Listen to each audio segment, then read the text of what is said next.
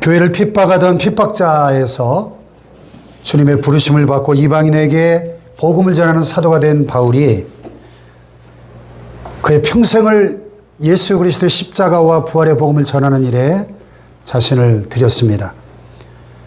그는 복음을 전하다가 말로 다 할 수 없는 고난을 겪고 붙잡혀 감옥에 갇히면서도 열심히 복음을 전했습니다. 바울이 그렇게 할 수 있었던 이유는 모든 믿는 자들에게 구원을 주시는 복음에 대한 확신과 땅끝까지 모든 민족에게 이 복음을 반드시 전파해야만 한다고 하는 불타는 소명감 때문이었습니다. 그런데 그렇게 복음을 전파하는 그 일에 헌신하고 사역하는 과정에서 바울이 경험하고 깨달은 중요한 사실이 한 가지 있었는데 그것은 바로 사탄의 시험입니다. 자신의 복음 전파 사역을 방해하는 사탄의 끈질기고 집요한 시험을 바울은 수없이 경험하게 됩니다. 그래서 다음 구절들을 우리가 살펴보면 사탄의 존재와 시험에 대해서 정신이 번쩍 드는 경각심을 갖게 됩니다. 고린도후서 2장 11절에 보니까 이는 우리로 사탄에게 속지 않게 하려 함이라. 우리는 그 계책을 알지 못하는 바가 아니로다 그랬어요. 또 고린도서 11장 14절 15절에도 사탄도 자기를 광명의 천사로 빛의 천사로 가장하나니 그러므로 사탄의 일꾼들도 자기를 의의 일꾼으로 가장하는 것이 또한 대단한 일이 아니니라 그랬습니다. 또 고린도후서 12장 7절에 보니까 내 육체의 가시 그 사탄의 사자를 주셨으니 이는 나를 쳐서 너무 자만하지 않게 하려 하심이라 하는 고백이 나옵니다.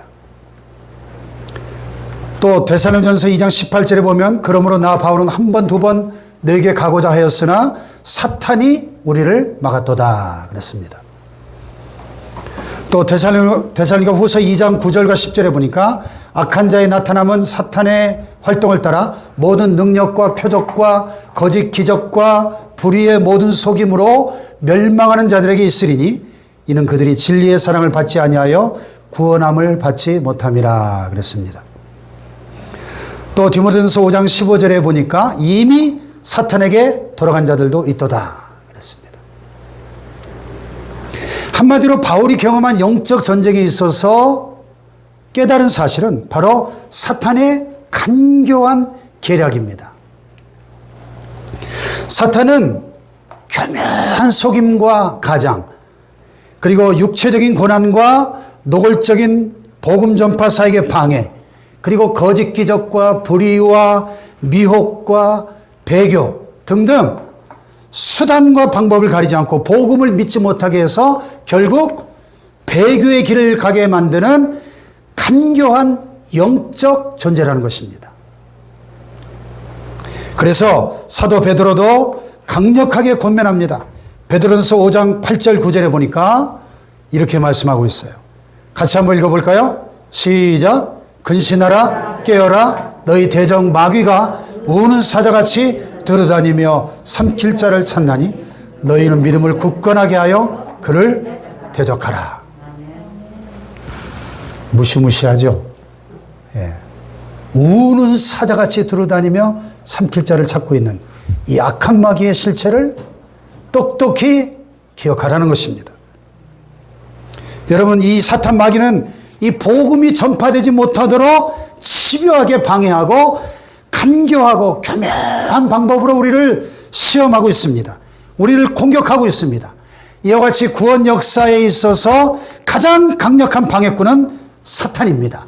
사탄 마귀는 하나님께서 택하신 백성 한 사람이라도 더 미혹해서 넘어뜨림으로 구원에 이르지 못하도록 방해하는 임무를 세상 끝날까지 수행할 것이기 때문입니다. 믿으시면 아멘. 그러므로 바울은 오늘 본문 10절로 13절에서 구원받은 성도가 이렇게 엄중한 영적 상황 속에서 승리하기 위해서는 반드시 하나님의 전신갑주로 무장하고 사탄 마귀를 대적해야 한다. 명령하고 있는 것입니다. 자, 10절로 13절 같이 한번 읽어봅시다. 시작. 끝으로 너희가 주 안에서와 그 힘의 능력으로 강건해지고 마귀의 간계를 능히 대적하기 위하여 하나님의 전신갑주를 입으라. 우리의 씨름은 혈과 육을 상대하는 것이 아니요 통치자들과 권세들과 이 어둠의 세상 주관자들과 하늘에 있는 악의 영들을 상대함이라. 그러므로 하나님의 전신갑주를 취하라. 이는 악한 날에 너희가 능히 대적하고 모든 일을 행한 후에 서기 위함이라. 아멘. 여기서 다시 정리해야 될 중요한 포인트들이 몇 가지 있습니다. 첫째로는 우리가 우리 주 예수 그리스도 안에서 또 그 주님의 능력으로 어떻게 해요?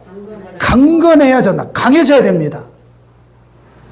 두 번째는 마귀의 간계, 즉 간교한 계략을 대적해야 된다 하는 것입니다. 아멘. 세 번째는 하나님의 전신갑주를 입어야 된다 하는 것입니다. 그 이유가 뭐예요? 우리의 싸움의 대상이 혈과 육이 아니고 세상 권력을 주관하고 있는 악한 영들이기 때문이다 하는 것입니다. 그러므로 이 영적 싸움에서 승리하기 위해서는 반드시 하나님의 전신갑주를 입어야 한다 하는 말씀입니다. 아멘. 그래서 오늘 본문은 우리가 맞서 싸워야 할 무시무시한 적으로 가득 차 있는 냉엄한 영적 현실을 잘 보여주고 있습니다. 우리 적들이 누구예요? 여기 보니까 통치자들과 권세들과 이 어둠의 세상 주관자들과 하늘에 있는 악의 영들을 상대한다 그랬습니다. 그 현대 성경을 보니까 조금 더 실감나게 이렇게 번역하고 있습니다. 그들은 눈에는 보이지 않는 세상의 악한 지배자들과 강력한 존재와 이 세상을 지배하는 어둠의 왕들과 영적 세계에 있는 무수한 악령들입니다. 이렇게 번역을 했어요.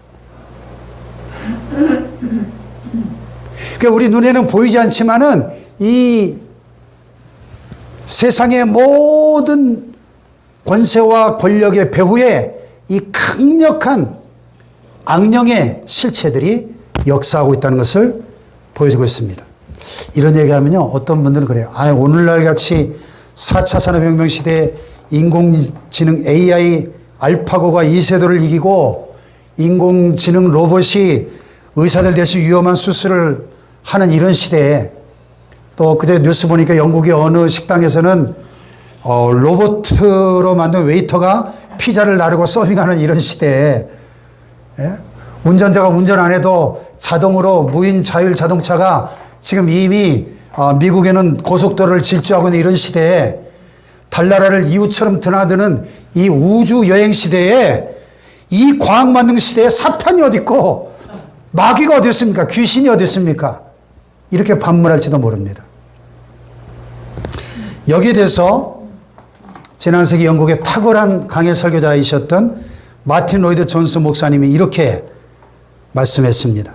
사탄의 간교한 괴계 중에 하나는 자신이 존재하지 않는다는 것을 성도들로 하여금 믿게 만드는 것이다 그랬어요. 마귀의 전략이라는 거예요, 이게.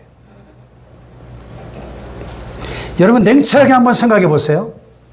지금 우리가 살고 있는 이 온 세상이 미쳐 돌아가고 있지 않습니까?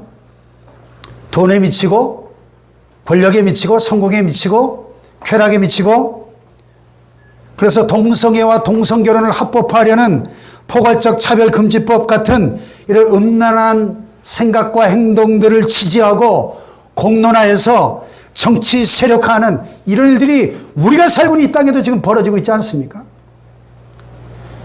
근데 이것이 비단 어떤 개인이나 특정 그룹에서뿐만 아니라 모든 인종과 나라와 문화 전반에 걸쳐서 전 세계적으로 벌어지고 있는 트렌드라고 하는 것이, 이게 문제의 심각성이 여기에 있습니다. 하나님의 창조 원리와 자연의 질서를 거스르는 이런 무질서와 악을 찬양하고 혼란을 부추기는 이런 종말론적 현상들이 인종과 지역을 넘어서 전 세계적으로 퍼져나가고 있는 것입니다. 이것이 과학 기술을 최고로 발달시킨 인류가 이성 만능, 과학 만능, 물질 만능을 의지한 결과 나타나고 있는 영적, 정신적 타락과 부패의 현상이고 이 21세기 우리 모든 인류가 경험하고 있는 병든 자화상인 것입니다. 그리고 이 모든 현상들의 배후에는 눈에 보이지 않지만 간악한 사탄 마귀의 세력들이 있다는 사실을 알아야 합니다. 아멘. 이렇게 사탄 마귀의 간교함은 정말 무섭습니다. 문제는 이 모든 사탄의 시험들이 영적인 시험이라는 것입니다. 그래서 아까 보았던 현대어 성경으로 다시 한번 이 구절을 보면 한번 같이 한번 읽어볼까요? 시작. 우리가 싸워야 할 적들은 살과 피를 가진 인간이 아니라 육체가 없는 자들입니다. 다시 말해서 그들은 눈에는 보이지 않는 세상의 악한 지배자들과 강력한 존재와 이 세상을 지배하는 어둠의 왕들과 영적 세계에 있는 무수한 악령들입니다. 육체가 없는 자들, 즉 눈에는 보이지 않는 영적 실체들이라는 거예요. 아니, 눈에 보이는 적들하고 싸우는 것도 쉽지 않은데 눈에 보이지 않는 적들하고 싸우려니 이게 문제입니다. 그렇잖아요, 여러분. 대책이 있어요? 이 세상에 그 어떤 이론과 사상과 세력도 해결할 수 없는 무서운 파괴의 현장들입니다. 개인의 영혼 속에 또 가정과 교회와 이 민족과 사회와 그리고 국가 가운데 이 사탄 마귀가 영적으로 간교한 뱀처럼 시험하고 공격합니다. 그 어떤 인간의 힘으로도 막아낼 방법이 없습니다. 그러나 성경은, 하나님의 말씀은 완벽한 해결책을 제시하고 있습니다. 이 간교한 마귀의 괴계를 물리칠 수 있는 완벽한 방법을 우리에게 제시하고 있습니다. 할렐루야. 영적 전쟁이니까, 영적 싸움이니까 영적으로 완전한 무장이 필요한데, 그래서 뭘 입어라? 하나님의 전신갑주를 입어라. 성경은 명령합니다. 하나님의 전신갑주를 입고 성령으로 무장하고 기도와 말씀으로 무장하면 우리 앞에 어떤 시험이 닥쳐와도, 어떤 환경이 펼쳐진다 할지라도 우리는 당당히 승리의 행진을 계속하게 될 줄로 믿습니다. 여러분, 우리가 하나님의 자녀가 된다는 것, 예수 믿고 크리스찬이 되고 성도가 돼서 신앙생활을 한다는 것은 소풍놀이가 아닙니다. 낭만적인 그런 생활이 아닙니다.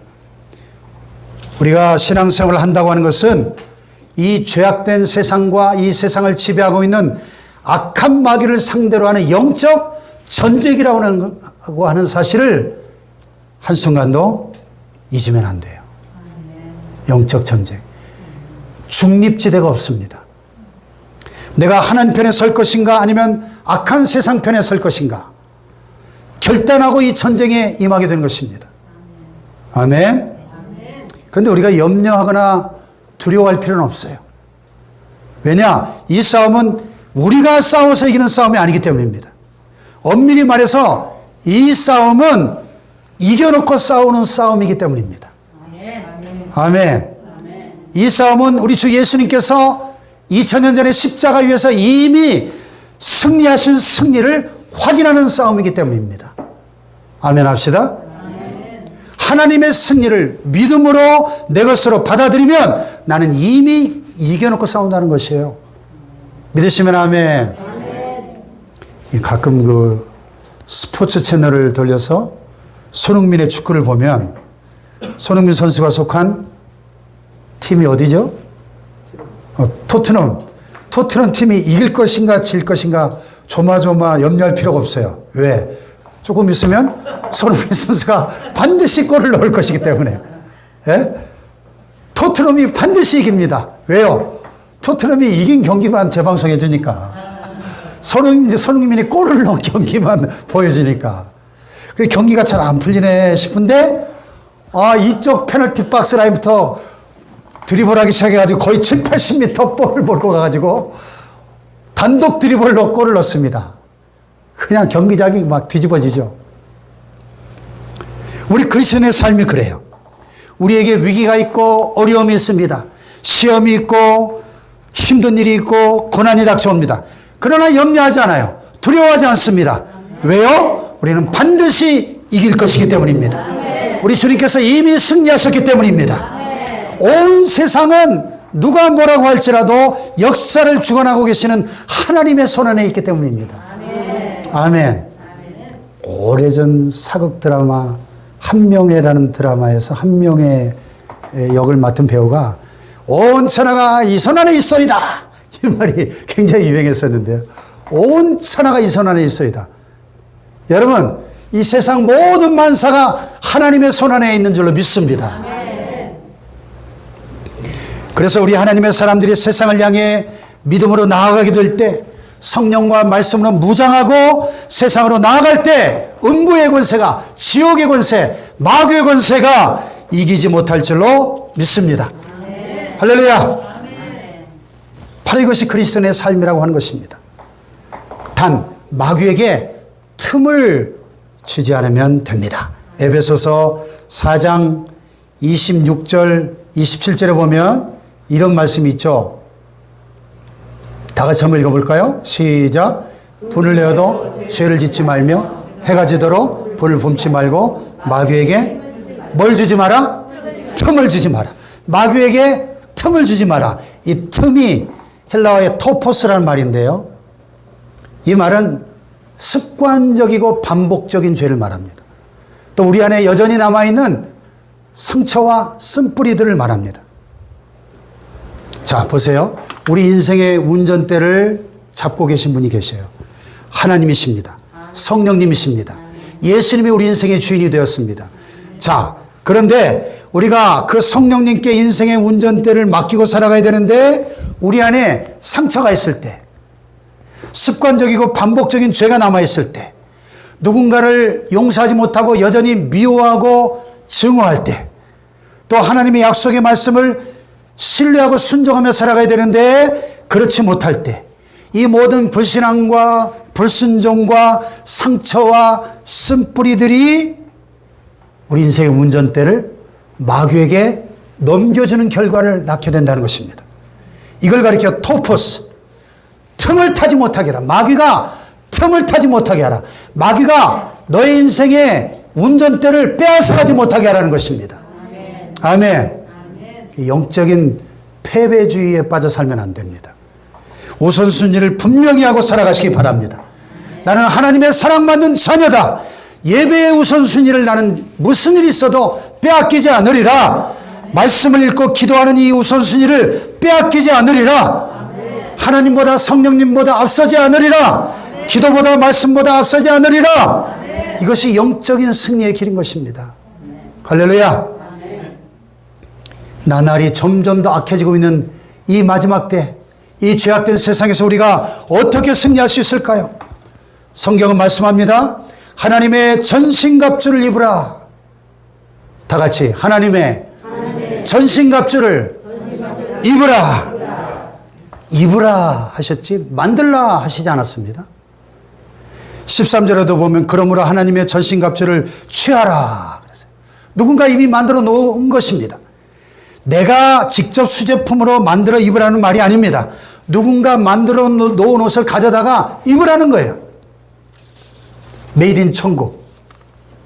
예. 하나님 나라에서 하나님이 만들어 놓으신 것을 입으라. 그런 말씀입니다. 아멘.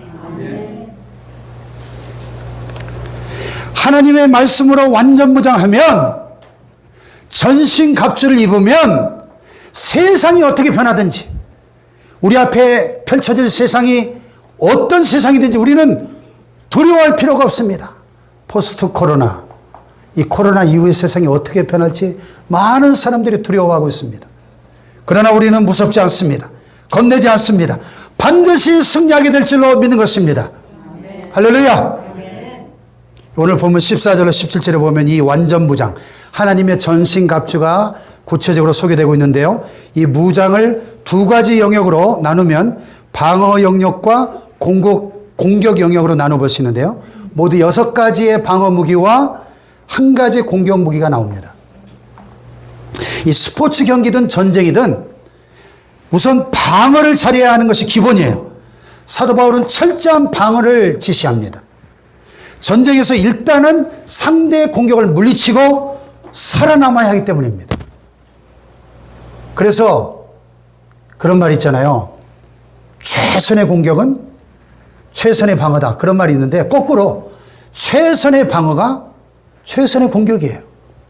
그래서 여기 보면 6가지 방어 무기가 나오는데 첫째로 서서 진리로 너희 허리띠를 띠고 의의 옷심경을 붙이고 평안의 복음이 준비한 것으로 신을 신고 모든 것 위에 믿음의 방패를 가지고 이로써 능히 약한 자의 모든 불화살을 소멸하고 구원의 투구를 갖추라. 6가지 방어 무기입니다. 이 전신갑주는 바울 당시에 로마 군인들의 무장을 설명한 것입니다. 당시 로마군은 세계를 정복한 최강 군대였습니다. 모두 자원 입대한 로마 시민권을 가진 사람들로만 구성된 라틴어로 레기온이라고 불리웠던 군단 단위로 구성이 되어 있었습니다. 이들 군단 병사들은 약 15만 명 정도로 엄격한 훈련을 받았고 철저하게 전신갑주로 무장하고 있었습니다. 물론 이들 군단보다도 숫자적으로 더 많은 로마 시민권이 없는 사람들로 구성된 보충 부대도 있었지만은 로마의 가장 중요한 전투들은 모두가 이 소수 정예 주력군이었던 이 15만 명의 레기온 군단 병사들에 의해서 치루어졌습니다. 바울은 이 레기온, 즉 이 로마 군단을 보면서 왜 저들이 그토록 강할까 생각합니다. 사실 15만 명이라는 병력은 다른 군대에 비해서 숫자적으로만 볼 때는 결코 많은 숫자는 아닌데 어떻게 전쟁할 때마다 백전백승 승리해서 세계를 정복하고 호령할 수 있을까요? 싸움은 군사의 숫자로만 하는 것이 아니라는 사실입니다. 로마 군단은 숫자는 적었지만 반드시 자원한 시민들로만 이루어져 있었고 엄격한 훈련과 철저한 무장을 갖추고 있었습니다. 이것이 바로 로마 군대의 힘이었습니다. 영적 전쟁도 마찬가지입니다. 숫자가 중요한 것이 아니라 성도들 하나하나가 일당백의 용사가 될 때 승리할 수 있는 것입니다. 할렐루야. 우리 축복교회도 이렇게 작은 교회지만은 우리도 일당백의 용사가 될 때 로마 군인들처럼 엄격한 훈련을 받고 또 이들처럼 전신갑주로 철저하게 무장할 때 승리할 줄 믿습니다. 할렐루야. 이렇게 완전 무장을 명하는 목적이 있어요. 전투에서 적의 공격을 막아내고 적의 공격을 무력화시키고 또 우리가 가진 전력을 최적화시켜서 적극적으로 공격할 수 있게 함으로써 영적 전투에서 승리하게 하기 위한 것입니다. 자, 그러면 이 전신갑주를 하나하나 좀 더 자세히 살펴보겠습니다. 첫째로 서라 그랬어요. 다 같이 서라. 서라. 즉 분명한 전투 의지가 중요하다는 거예요. 전투 의지. 이 서서라는 표현은 전쟁에 나갈 군사의 의지를 나타내는 표현입니다. 다시 말해서 아무리 무기가 탁월하고 전략이 완벽하다 할지라도 싸울 군사의 의지가, 전투 의지가 굳세지 않다면 그 전쟁은 반드시 패하고 말 것이기 때문입니다. 베트남 전쟁에서 미국이 10년 넘게 2천억 달러 이상을 쏟아붓고도 패전한 이유가 바로 여기 있습니다. 여러분 잘 아시다시피 그 월남 정부가 얼마나 무능하고 썩어 빠졌습니까? 아니 미국에서 월남 정부에 무상으로 제공하는 그 어마어마한 첨단 무기들이 그 다음날 뇌물 먹은 관리들에 의해서 베트콩들에게 다 넘어가는 거예요. 이런 이게 전쟁이 되겠습니까, 여러분? 싸울 의지가 있어요, 싸울 의지가. 1차, 2차, 3차 중동 전쟁에서 이스라엘이 매번 승리했죠. 이스라엘 우리 가봤지만 우리나라 강원도 크기밖에 안 되는 조그만 나라입니다. 아니 그 조그만 나라가 어떻게 인구가 1000만도 안 되는 조그만 나라가 그 주변을 둘러싸고 있는 20억이 넘는 그 많은 아랍 국가들 상대로 어떻게 3번 다 이길 수 있었을까요? 그것도 완전히 압승이었어요, 압승. 이스라엘은 2000년 동안 나라 없는 서름을 전 세계에 뿔뿔이 흩어 살면서 얼마나 서름과 압박을, 핍박을 많이 당했습니까? 그러니까 이 싸움에 대한 의지가, 목숨을 걸고 싸우는 이 의지가 남다른 거예요.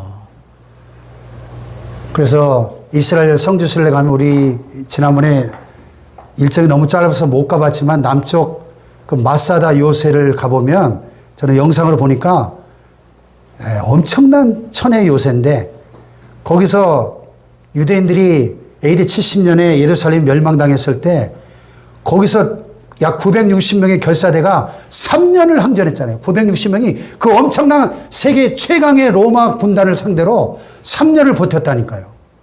마사다 요새에서. 그리고 나중에는 전원이 다 자결하잖아요. 그래서 지금도 이스라엘 군 장교들이 임관식을 할 때는 그 마사다 요새에 올라가 가지고 거기서 서약을 한다는 거예요. 이 싸움의 의지가 남달라요. 그 전쟁이 딱 터지면 전 세계에 흩어져 있는 그 이스라엘 유학생들은 막 진보다리를 싼다는 거죠. 어디가? 그럼 전쟁 나서 이스라엘로 들어가야지. 전쟁 나면 전부 보따리 싸가지고 이스라엘로 귀국하는 거예요. 아랍 나라 사람들 전쟁 터지면 다 도망가요. 이러니 싸움이 됩니까? 숫자가 문제가 아닌 거예요. 그 아랍 국가의 군대는 숫자는 많았지만 이거 오합지졸들인 거예요. 싸울 의지가 없어요. 그래 여차하면 그냥 무기 버리고 도망가는 거예요. 그러니까 3번 싸워 3번 다 지죠. 마찬가지로 우리가 악한 마귀의 군대들과의 싸움에서 영적 전쟁을 의식하고 대적과 맞서 싸울 의지가 분명해서 의식적으로 잘 준비되어 있어야 승리할 수 있는 것입니다. 아멘. 그리고 오늘 교회와 성도들이 얼마나 무기력합니까? 솔직히 말해서 싸울 의사조차도 없이 그저 세상이 이끄는 대로, 세상 유행 따라, 세상 흘러가는 풍조 따라 그렇게 살아가고 있는, 뭐 다 그런 거지 뭐. 뭘 그렇게 유난을 떨어. 이 코로나 사태가 장기화되면서 한국교회가 참 심각한 위기를 맞이하고 있는데요. 서울의 어떤 교회들은 코로나 사태 이후에 지금 현장 예배를 포기한 것은 물론이고 아예 몇 달째 교회 건물 자체를 폐쇄시켜가지고 들어가지도 못하게 해놨대요. 세상에. 그러면서 말하기를 우리는 정부의 방역 지침에 충실히 따릅니다. 그러고 있다는 거예요. 아니 정부의 방역 지침은 그렇게 중요하고 하나님의 말씀은 그렇게 무시해도 됩니까? 교회의 생명과 같은 예배는 그렇게 쉽게 포기해버려도 됩니까? 그러면서 왜 식당 가서 밥은 먹고 그 바글바글한 콩나물실 같은 전차를 타고 다닙니까? 그러면 그렇잖아요. 왜 마트에 가서 시장 봅니까? 교회보다 훨씬 더 위험한 것은 다 가면서 왜 정부의 방역 지침을 핑계로 예배를 그렇게 쉽게 포기해버리냐고요. 왜 교회 문을 다 닫아 겁니까? 기도도 못하게.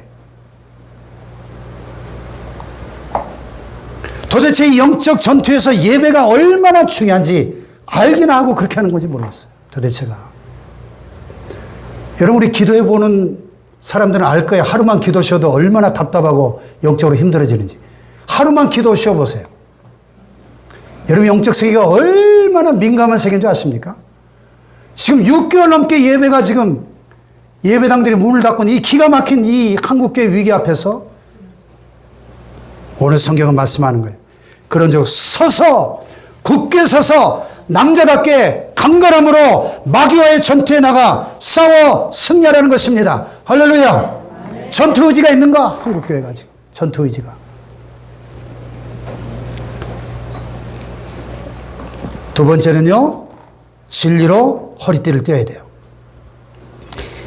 여러분 이 군사에게 있어서 이 허리띠가 얼마나 중요합니까? 이 로마 군병들이 당시 매던 벨트 킹굴룸이라고 하는 이 벨트 보세요. 이건 단순히 바지를 흘러내리고 활동을 잘하게 해줄 뿐만 아니라 그 허리띠에 칼이며 모든 무기들을 걸고 무장해서 전투에 임하도록 해주는 겁니다. 그러니까 이게 허리띠가 없으면 싸울 수가 없어요. 얼마나 중요합니까? 그러니까 진리로 허리띠를 띈다는 게 뭐예요? 진리는 우리 주 예수 그리스도가 진리입니다. 내가 곧 길이요 진리요 예수님 중심의 삶을 살라는 거예요. 할렐루야. 삶의 중심을 예수님으로 잡으라는 것입니다. 그런가 하면 헬라 원문에 보면 이 진리가 알레데이아라는 말 앞에 정관사가 없어서 어떤 성경학자들은 여기서 이 진리는 예수님을 가리킨다기보다는 진리이신 예수님에 대한 신실함과 충직함을 가리킨다 이렇게 해석하기도 합니다. 어쨌든 종합해 보면 진리로 허리띠를 띠라 이 말씀은 예수님을 우리 인생의 중심으로 삼고 예수님에 대한 신실함과 충직함으로 그분과의 아름다운 관계로 끈이 연결되어 있어야 한다 그런 말씀이에요. 아멘. 세 번째는 의의 호심경을 붙여야 돼요. 이 호심경이라고 하는 것은 가죽이나 금속으로 만든 가슴 가리개, 이 사진에 보시다시피 심장과 폐를 보호하는 역할을 합니다. 여러분, 사람이 다른 곳을 칼에 찔려도 살아남을 수 있지만은 이 급소인 심장이나 폐를 찔리면 무조건 죽습니다. 그래서 심장하면 곧 생명이라는 말과도 같잖아요. 그럼 왜 의의 호심경이라고 했을까요? 오를 의자. 의롭다 하심을 받는 것을 의미하고 있습니다. 우리 예수님의 십자가의 공로를 믿음으로써 의롭다 하심을 얻고 영생을 얻은 우리가 그 하나님의 의와 영적 생명을 잘 지켜야 한다는 것입니다. 할렐루야. 하나님의 의라고 하는 것은 오직 믿음으로 의롭다함을 얻는 이신칭의, 믿음으로써 의롭다 칭함받는다 하는 것입니다. 나는 부족하고 여전히 실수가 많잖아요. 여전히 허물투성입니다. 여전히 죄로부터 자유롭지 못할 때도 많습니다. 그러나 하나님께서 우리의 믿음을 보시고 의롭다고 말씀해 주시는 겁니다. 내가 너를 의롭다고 말했으니 누가 너를 정죄하겠는가? 누가 너를 고발하겠는가? 아멘. 루터가 종교개혁을 일으켰어요. 500년 전에. 마귀가 나타나가지고 루터를 조롱합니다. 야, 너 같은 죄인이, 너같이 더러운 인간이 뭐 종교개혁을 일으키겠다고? 너부터 개혁해라. 너부터 개혁해. 네 마음이나 개혁해라 이놈아. 이러면서 막 조롱합니다. 그리고 그 루터의 서재에 있는 벽에다가 루터가 어려서부터 지은 죄를 다 깨알같이 적기 시작합니다. 루터가 가슴이 철렁 내려앉고 뭐 덜덜 떨리기 시작합니다. 왜냐하면 마귀 말이 죄다 다 사실이거든요. 예. 그때 성령께서 그의 귓가에 세미한 음성으로 예수의 피가 내 모든 죄를 사했다 말씀하기 시작했어요. 담대함이 생기기 시작했습니다. 마귀에게 소리쳤습니다. 야, 마귀야, 내 죄를 다 기록했느냐? 그래, 내가 아직도 모르는 죄가 또 있느냐? 그 밑에 이렇게 써라. 이상의 모든 죄는 우리 주 예수 그리스도 십자가의 보혈로 다 깨끗하게 씻겨졌노라. 루터의 모든 죄는 사해졌노라. 할렐루야. 그러면서 잉크병을 그냥 확 집어던지니까 마귀가 놀래가지고 혼비백산 달아났다는 실화가 전해집니다. 할렐루야. 이것이 의의 호심경을 붙이는 거예요. 의의 호심경. 나는 예수 안에서 의롭게 되었다. 나는 구원받았다. 하나님의 자녀가 되었다. 내 모든 죄는 십자가 밑에서 다 굴러 떨어졌다. 할렐루야. 구원의 확신. 흔들리지 말아야 한다는 것입니다. 할렐루야. 네 번째 방언무기는 평안의 복음의 신이에요. 당시 그 로마 군단의 신병 훈련에서 가장 중요하게 보이는 것이 지구력이었는데요. 1인당 약 22kg이 넘는 완전 군장을 하고 5시간 안에 32km를 주파해야 됩니다. 야, 굉장한 거죠. 완전 군장하고 5시간 안에 32km를 갑니다. 이런 혹독한 훈련을 받은 로마군은 다른 군대들하고는 비교할 수 없는 엄청난 속도로 행군을 해서 적을 공격했기 때문에 천하무적의 군대가 될 수 있었던 것입니다. 그런데 이렇게 빠른 행군을 하려면 신발이 절대적으로 중요하겠죠. 신발이. 로마 군인의 군화는 사진에 보시는 것처럼 이렇게 가죽끈으로 발에 고정시키는 샌들 형태로 만들어져 뭐 저런 걸 신고 싸움을 하나 하지만 보기보다 굉장히 튼튼하고 특별히 그 밑창에 아무리 먼 거리를 행그려도 끄떡없도록 특수 고안된 철제 징을 신발 밑창에 박았다는 것입니다. 그래서 이 철제징으로 된 튼튼한 신발 밑창은 적군들이 길에다 몰래 뿌려놓는 날카로운 쇠붙이 또는 덫 같은 것을 밟아도 발이 다치지 않도록 보호해주는 그런 역할을 했다는 것입니다. 그러니까 평안의 복음의 신을 신으라. 이 말씀 무슨 뜻일까요? 평화의 복음으로 신발을 신고 싸움을 준비하라. 그런 뜻입니다. 아멘. 아멘. 복음이 뭐예요? 죄로 말미암아 하나님과의 관계가 깨어지고 하나님과 원수된 우리의 관계를 회복시켜주는 평화의 말씀입니다. 할렐루야. 평안의 복음이죠. 그러니까 우리가 이 평화의 복음의 신발을 신고 땅끝까지 신속하게 행군해서 복음을 전하라. 그런 뜻이죠. 아멘. 또 이 복음의 신발은 우리가 전도할 때 악한 마귀 사탄의 공격에서 우리를 보호해 주는 것입니다. 할렐루야. 아멘. 다섯 번째는 믿음의 방패예요. 당시 로마군의 방패는 이렇게 생겼어요. 높이 약 1.2m, 폭 70cm로 좀 무겁긴 하지만 적의 화살 공격으로부터 확실하게 막아주었습니다. 이 로마군의 주요 전술은 근접전이었는데요. 이 전투가 시작되면 먼저 이 큰 방패로 방진대를 이루어 진군하는 거예요. 방진이란 말은 이 사진에 보는 그대로 이렇게 방패를 길게 늘여펴서 병사들의 앞과 옆을 가리고 위도 가려가지고 마치 탱크의 장갑판처럼 적군이 아무리 많은 화살을 쏴도 다 막아주는 그런 대열이었습니다. 이렇게 안전하게 적군과 가까운 거리까지 접근한 뒤에 투창을 던져서 적의 진영을 무너뜨리고 돌진해서 검으로 찔러 죽이는 그런 작전입니다.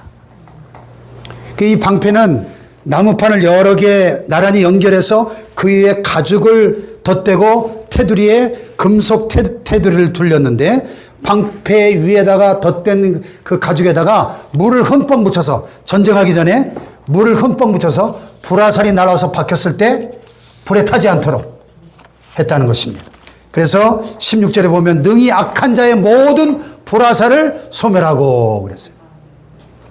지금 이 순간에도 마귀가 우리 성도 개인과 가정과 교회와 나라를 향해서 끊임없이 막 불화살을 날려댑니다. 불태워 없애려고.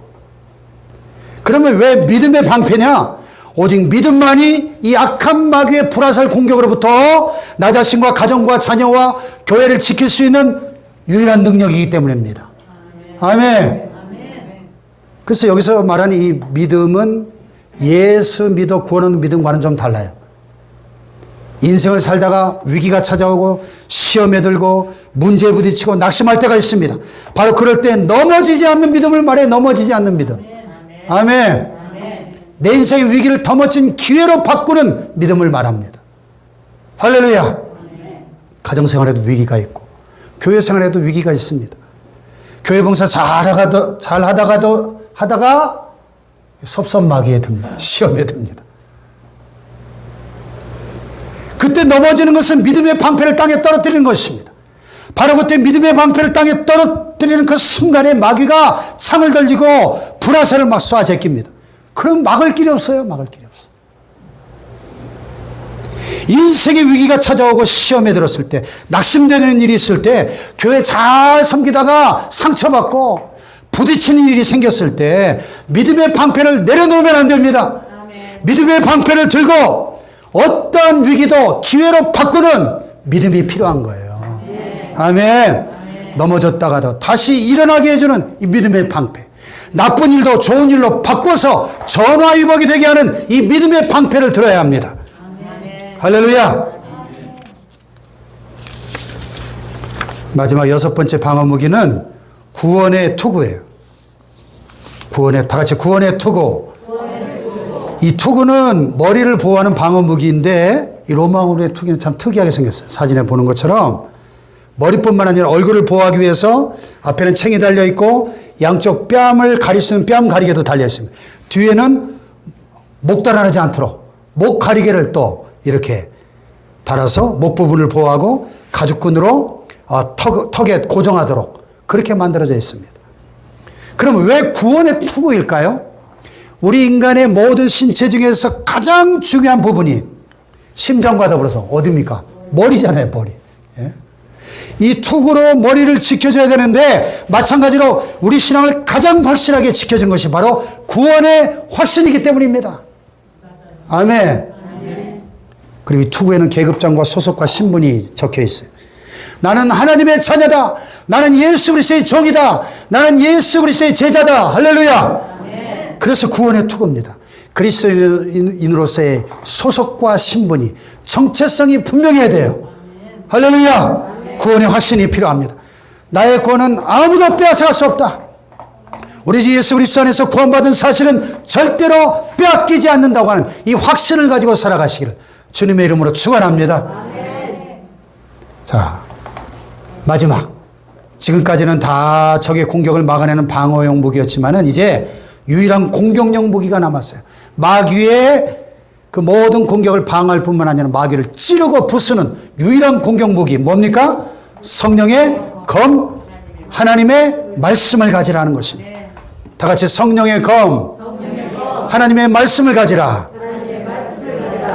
기원전 205년에 로마의 스키피오 아프리카누스 장군이 에스파냐 원정을 떠날 때 당시 로마군은 긴 칼을 가지고 싸웠는데 이 에스파냐 원주민들을 보니까 아주 짧고 양날이 선 검을 들고 싸우는 거랬어. 야, 이건 무슨 애들 장난감도 아니고 저런 걸 가지고 싸우냐 했는데 막상 백병전이 벌어져 가지고 바짝 붙어 싸우게 되니까 이 에스파냐 원주민들이 이 로마군의 긴 칼을 휘두를 때 싹 피하더니 그 짧은 칼로 로마군의 몸통을 푹 찌르는 거예요.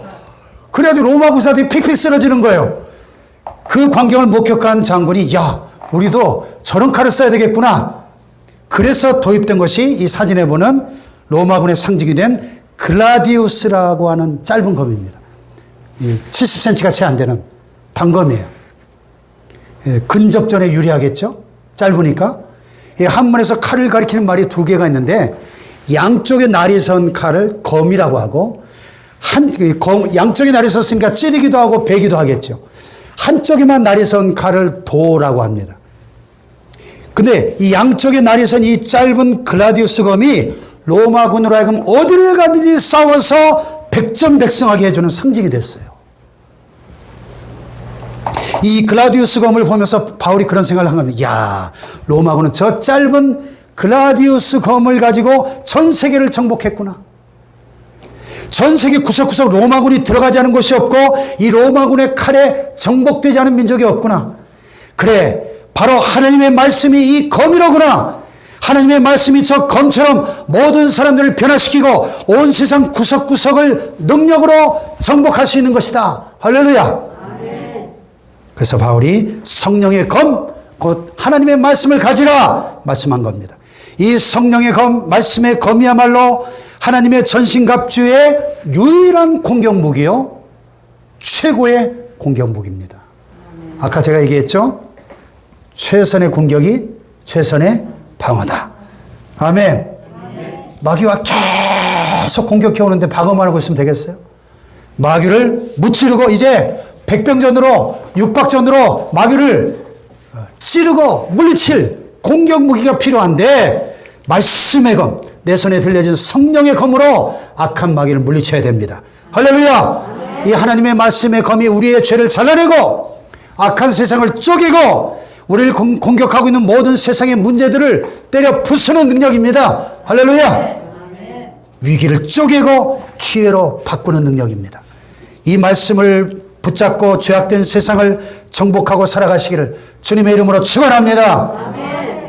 예수님도 이 말씀의 검으로 마귀의 시험을 3번 다 하나님의 말씀으로 물리치셨잖아요. 광야에서 3번 다 기록되었을 때 하나님의 말씀의 검으로 마귀를 물리친 것처럼 여러분 성령의 검, 하나님의 말씀을 높이 들고 마귀를 쳐서 무찔러 승리하시기를 주님의 이름으로 축원합니다. 할렐루야. 코로나로 모든 상황들이 불투명하고 불확실해졌습니다. 많은 분들이 두려워 떨고 있습니다. 그러나 우리 앞에 어떤 위기와 고난과 어려움이 있을지라도 예수님께서 이미 승리하심을 믿고 두려워할 필요가 없는 것입니다. 염려할 필요가 없는 것입니다. 오히려 그 위기와 어려움을 통해서 더 좋은 길을 만드시는 하나님을 믿으시기 바랍니다. 여러분이 굳게 서서 진리의 허리띠를 풀지 않는다면, 복음의 신발을 벗어던지지 않는다면, 믿음의 방패를 내려놓지 않는다면, 구원의 투구를 벗어던지지 않는다면, 성령의 검을 땅에 떨어뜨리지만 않는다면 그 모든 위기의 상황이 기회로 바뀔 줄로 믿습니다. 하나님의 전신갑주로 완전 무장하고 말씀과 성령의 능력으로 무장해서 날마다 승리하시기를 주님의 이름으로 축원합니다. 축원합니다. 지금은 십자가 위에서 악한 마귀의 모든 권세를 깨뜨리시고 승리하신 우리 주 예수 그리스도의 은혜와 하나님 아버지의 변치 않으시는 영원하신 사랑과 성령의 감화와 감동 위로 교통 충만케 하심이 영적 전쟁의 현실을 깨닫고 하나님의 전신갑주로 무장하여 날마다 승리하기로 결단하는 모든 주의 백성들 위해 이제로부터 영원히 함께 하시기를 간절히 축원하옵나이다. 아멘.